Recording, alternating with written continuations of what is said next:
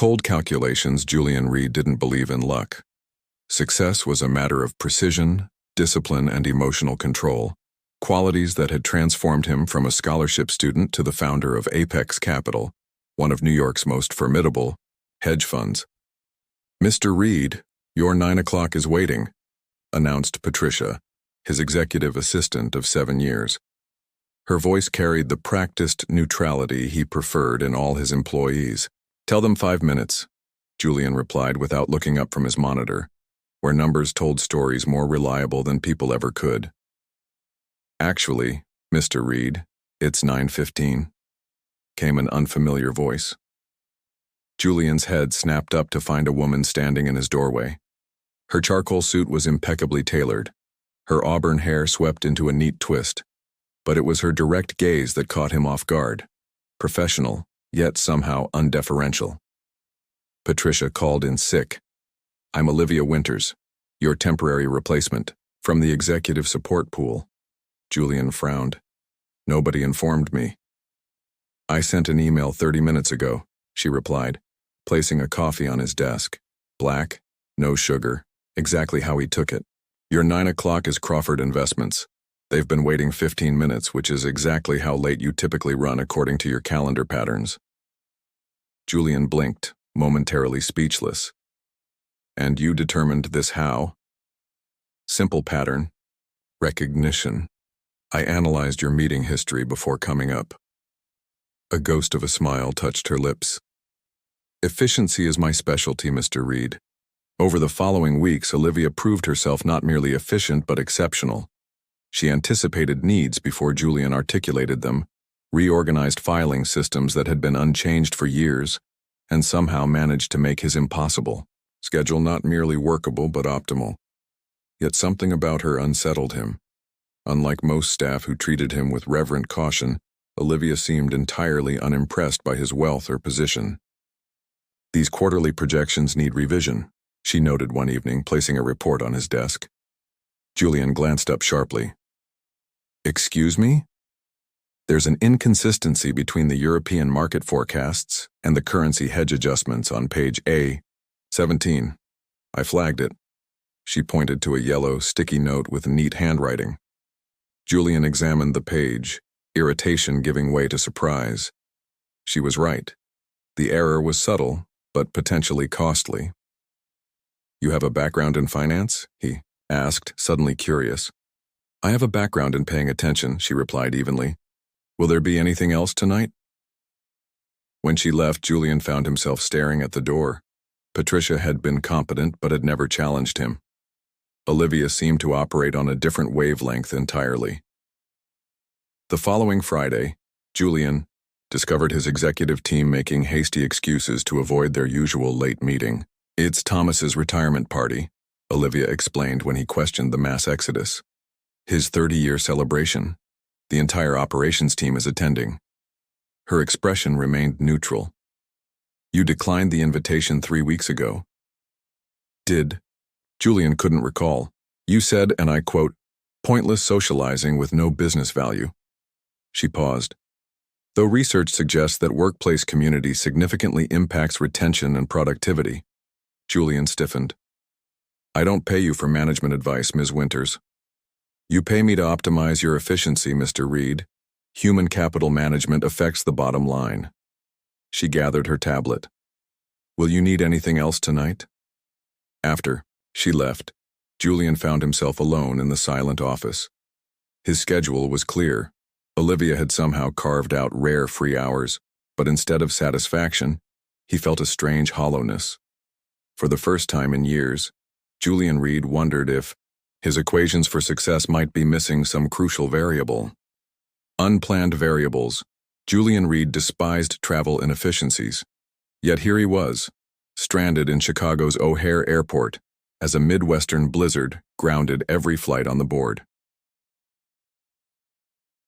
"The Weston meeting is rescheduled for Thursday," Olivia reported, sliding her phone into her pocket as she approached.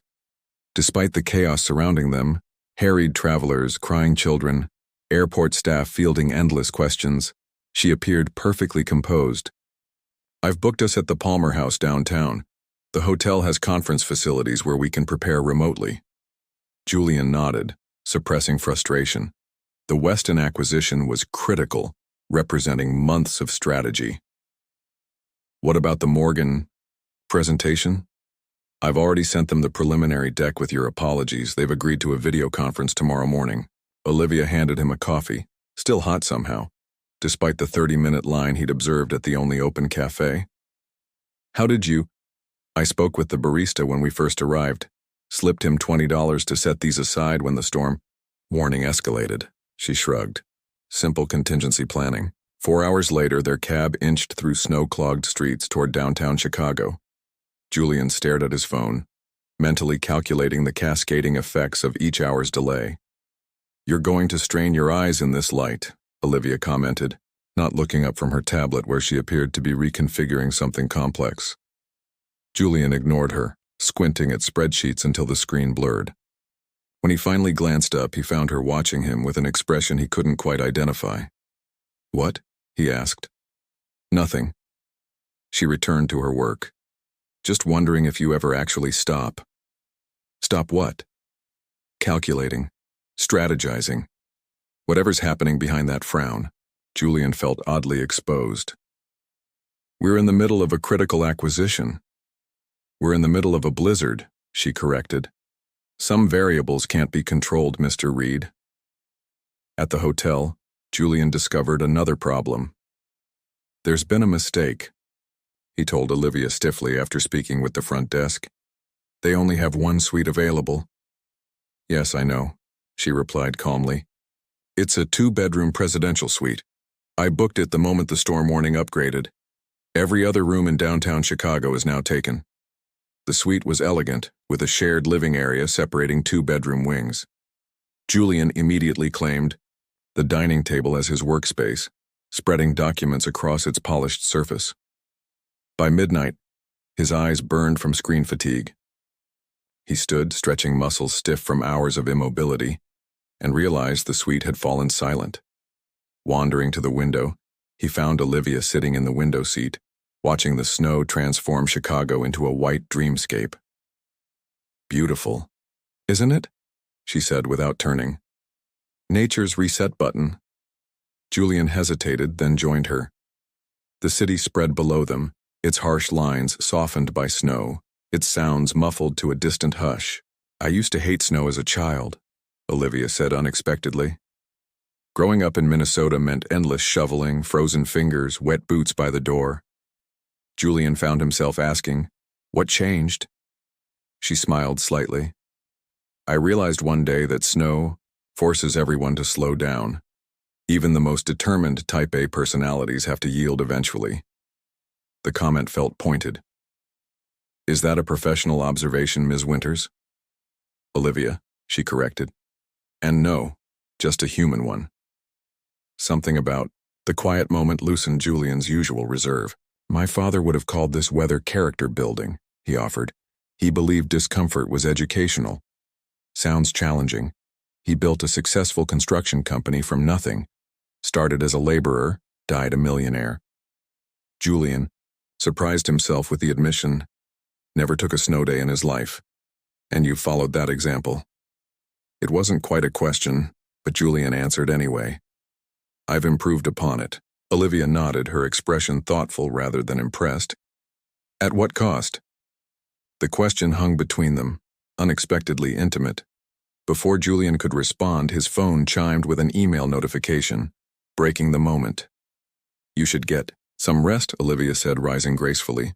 Tomorrow will require adaptability. As she disappeared into her bedroom, Julian remained at the window watching snow continue its silent transformation of the world below. For the first time in years, spreadsheets and strategies seemed distant, less urgent than the strange, unsettled feeling in his chest. Some variables, as Olivia had said, couldn't be controlled. Market correction. The Weston deal was imploding. Julian paced the hotel's conference room, phone pressed to his ear. That wasn't our agreement, Dennis, he said, voice dangerously controlled. Your team approved the terms last week. Across the room, Olivia monitored 3 different screens. her fingers moving across keyboards with practiced precision.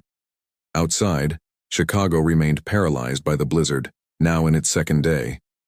I understand market conditions have shifted, Julian continued. But that doesn't justify— Dennis Weston's voice interrupted loudly enough that Olivia could hear his agitated tone from across the room. Julian's expression hardened. Fine, we'll reconvene tomorrow. He disconnected and turned to Olivia. Weston's backing out. Claims market volatility necessitates restructuring the entire deal. He's lying, Olivia said without looking up. Julian frowned. Explain. I've been monitoring their communications patterns. Their legal team has been consulting with Meridian Capital since Tuesday. She finally met his eyes. They're using the storm as cover while they entertain a competing offer. That's impossible. This deal has been confidential. Julian stopped as Olivia turned one of her screens toward him. It displayed a complex web of meeting schedules, email metadata, and financial movements. I built this tracking system when I noticed irregularities in their response times last week, she explained. Nothing concrete enough to accuse them of bad faith, but together— She gestured at the diagram. Julian stared at her. This is brilliant and slightly terrifying. The corner of her mouth lifted. Pattern recognition, remember? People leave digital footprints without realizing. Julian studied the evidence, mind racing. If Meridian's involved, we need leverage immediately. He reached for his phone, but Olivia placed her hand over his, stopping him. Before you call reinforcements, she said, consider this from a different angle. Her touch, professional but warm, caught him off guard. He found himself surprisingly unwilling to pull away. What angle? Weston doesn't want Meridian. He wants better terms from you. She withdrew her hand, and Julian felt an inexplicable sense of loss. His company's struggling with succession planning. His children aren't interested in the business, and he's facing retirement without a legacy path. Julian frowned. How could you possibly know that? Because I listened when he talked about his family at the preliminary dinner. Olivia's expression was earnest. Not everything valuable shows up in financial statements, Julian. It was the first time she'd used his first name. The familiarity should have bothered him, but instead it felt natural. What do you suggest? He asked, surprising himself with the genuine question. 3 hours later, Julian finished a video call with Dennis Weston, who was now smiling and agreeing enthusiastically to terms that actually favored Apex Capital more than the original arrangement. Remarkable, Julian murmured as the screen went dark. He's practically thanking me for acquiring his company. Because you addressed what he really wants: recognition, security, legacy. Olivia was gathering their materials, her movements efficient but tired after hours of intense negotiation. The financial terms matter less to him than knowing his company's name and culture will continue. Julian watched her, seeing beyond her professional facade to the subtle signs of exhaustion, the slight droop of her shoulders, the careful way she massaged her temples when she thought he wasn't looking. You should rest, he said, echoing her words from the previous night. You've done exceptional work today. She glanced up, surprise flickering across her features. Thank you, but I still need to prepare tomorrow's— Olivia. Her name felt significant on his tongue. The work will wait. Her smile, genuine, unguarded, transformed her face, and Julian felt something shift inside him, a realignment of priorities he didn't fully understand. When they returned to their suite, Julian found himself reluctant to retreat to separate corners. Would you like a drink? He offered, gesturing to the minibar. To celebrate salvaging the deal. I'd prefer tea, she replied. But yes, celebration seems appropriate. They settled on the couch, the city's lights twinkling through snow-flecked windows. Their conversation drifted from business to books, from travel disasters to childhood memories. Julian found himself sharing stories he hadn't recalled in years. His first investment, a disastrous venture selling baseball cards. His mother's passion for classical music, the scholarship that had changed his life trajectory. You're nothing, like I expected, Olivia admitted after her second cup of tea. What did you expect? someone cold, calculating, entirely numbers-driven. Her gaze was direct but gentle. There's more to you than spreadsheets, Julian Reed. Something in her assessment made Julian unexpectedly vulnerable. Most people never notice. I'm not most people. The simple statement hung between them, laden with unspoken potential. As snowflakes continued their silent dance outside, Julian realized with startling clarity that his carefully constructed world was shifting, not collapsing, but recalibrating around a new center of gravity. Hidden assets. The storm had passed, but Julian found himself reluctant to leave Chicago. After 3 days of close collaboration, returning to normal office boundaries felt strangely disappointing. The New York flight boards in 40 minutes, Olivia reminded him as their car approached O'Hare. I've already checked us in. Julian nodded, scrolling through emails on his phone without truly seeing them. The Weston deal was proceeding smoothly, their improvised Chicago strategy now hailed as brilliant by the Apex board. Yet success felt hollow compared to the unexpected connection formed in that suite overlooking a snow-covered city.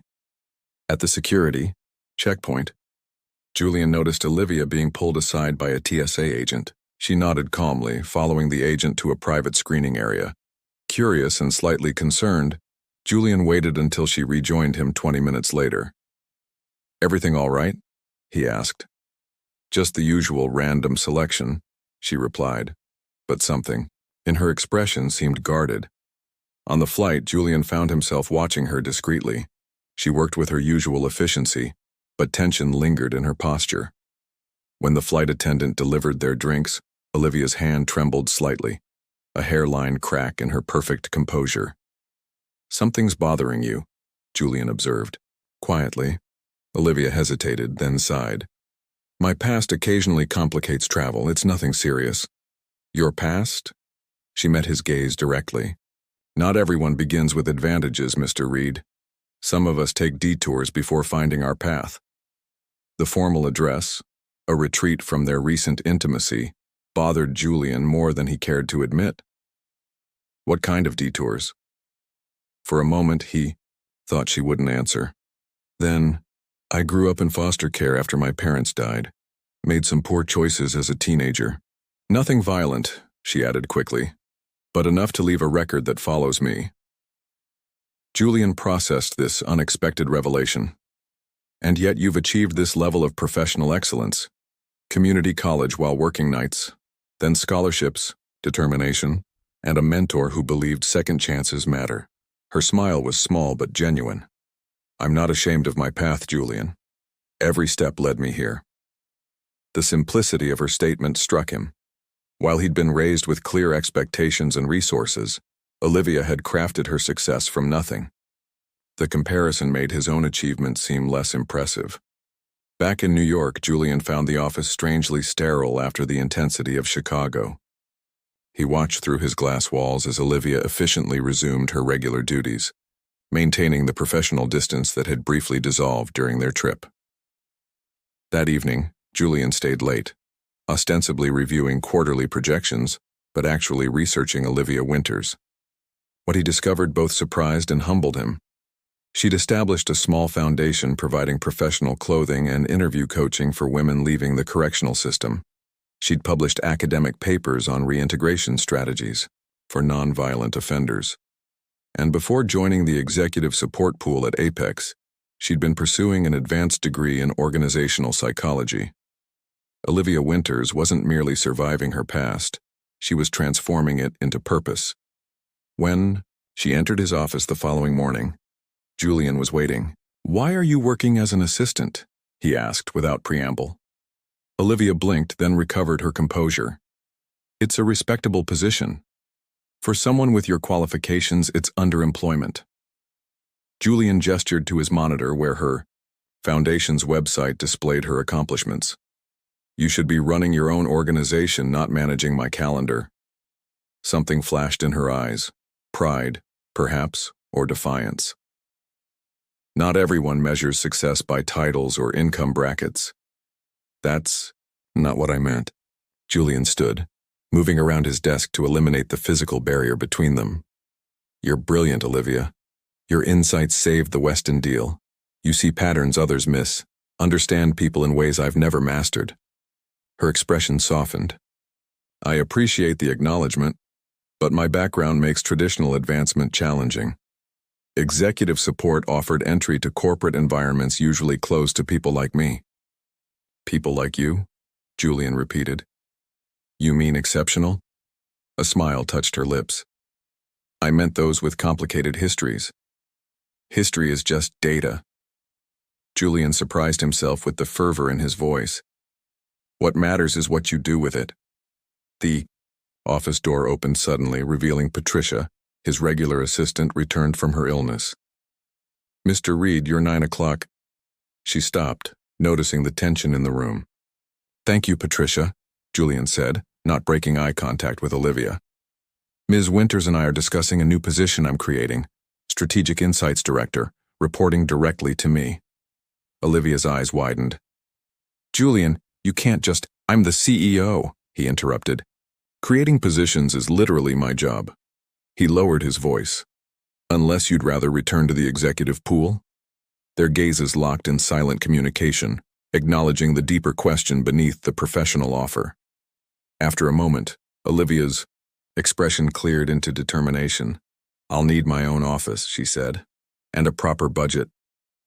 Julian felt something expand in his chest. Respect, admiration, and something more complex he wasn't ready to name. Done, he replied. We start tomorrow. New portfolio gossip moves faster than market fluctuations in the financial world. Within days of Olivia's promotion, whispers saturated Apex Capital's corridors. Some claimed Julian was implementing progressive hiring policies to impress the board. Others suggested more personal motivations behind elevating a temporary assistant to executive status. Julian ignored the speculation, focusing instead on the tangible results of their new arrangement. Olivia's Strategic Insights Division, currently a team of one with plans for careful expansion, had already identified efficiency improvements across 3 departments. The Daniels Group report is ready for review, Olivia announced, entering his office without the tentativeness that characterized most employees. 6 weeks into her new role, she carried herself with quiet authority that commanded respect, despite the lingering skepticism of some executives. Julian accepted the tablet she offered, their fingers brushing momentarily. Such fleeting contacts had become commonplace, professional but charged with unspoken awareness. You've identified vulnerability in their Asian markets, Julian noted, scanning her analysis. No one else caught this. Because they relied solely on financial metrics, Olivia explained, settling into the chair opposite his desk. I incorporated social media sentiment analysis and regional leadership changes. Numbers never tell the complete story. Julian studied her across the desk, confident, brilliant, utterly herself. The woman who had once brought him coffee now routinely challenged his strategic thinking, making both him and Apex stronger. The executive committee meeting is in 30 minutes, she reminded him, rising to leave. I'll distribute my findings. Beforehand. Olivia, Julian said before she reached the door. Join me for dinner tonight. She paused, turning back with a carefully neutral expression. To discuss the Daniels acquisition? No, Julian replied simply. Just dinner. Something flickered across her features. Hesitation, perhaps, or caution. Julian, you know that would complicate things. Things are already complicated. He met her gaze directly. Have been since Chicago. The executive meeting proved challenging. Harrison Wells, Apex's longest-serving board member, openly questioned Olivia's acquisition recommendations. With all due respect to Ms. Winters' meteoric rise, Harrison said with barely disguised condescension, these projections contradict standard valuation models. Standard models miss contextual factors, Olivia responded evenly. The Daniels Group faces leadership succession issues similar to Weston's situation. Their apparent stability masks underlying transition vulnerabilities, and we should trust your intuition. Harrison's tone made the word an insult. Julian started to intervene, but Olivia spoke first. You should trust verified data analyzed through multiple frameworks, Mr. Wells. She displayed a complex visualization on the conference room screen. My background in organizational psychology reveals patterns traditional financial analysis overlooks. Her calm professionalism diffused Harrison's skepticism more effectively than any defense Julian could have offered. By meeting's end, even the staunchest traditionalists were reconsidering their positions. Later, watching Olivia gather her materials, Julian felt a surge of admiration that transcended professional respect. She had defended her ideas without defensiveness, maintained dignity without compromise. "That dinner invitation still stands," he said when the room had emptied. Olivia looked up, her expression unreadable. "People already question my position here." "Let them question," Julian replied.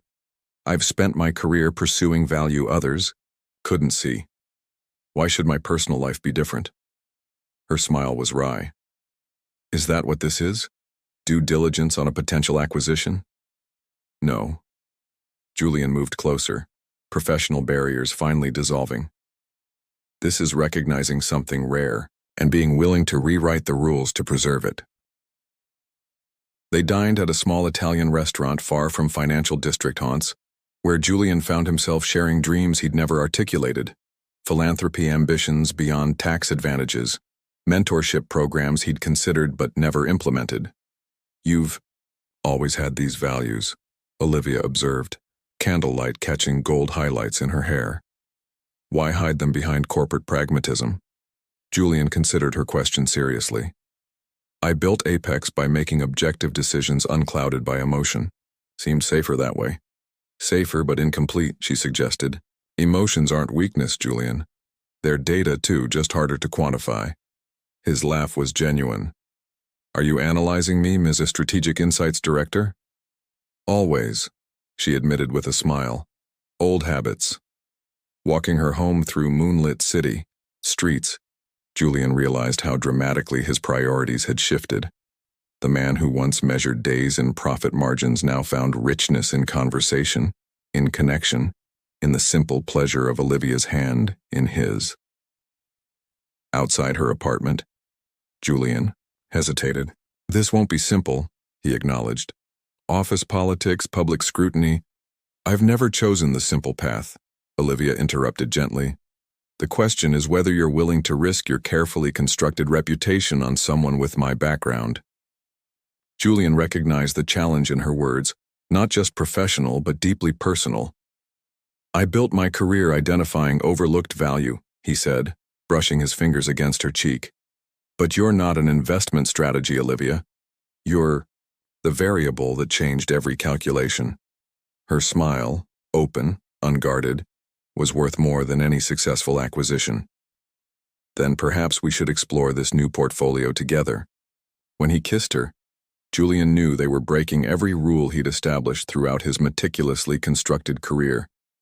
Yet as Olivia's arms encircled him, responding with equal certainty, he recognized the beautiful truth of market corrections. Sometimes being wrong created the perfect opportunity to discover something infinitely more valuable than what you'd planned. The Apex boardroom would certainly talk. The financial press might speculate, but for the first time in his life, Julian Reed was investing in something that spreadsheets could never quantify. A future where success wasn't measured in assets under management, but in moments of genuine connection with the woman who had seen beyond his carefully constructed facade to the person he could become. Some risks, Julian realized as Olivia smiled up at him, promised returns beyond calculation.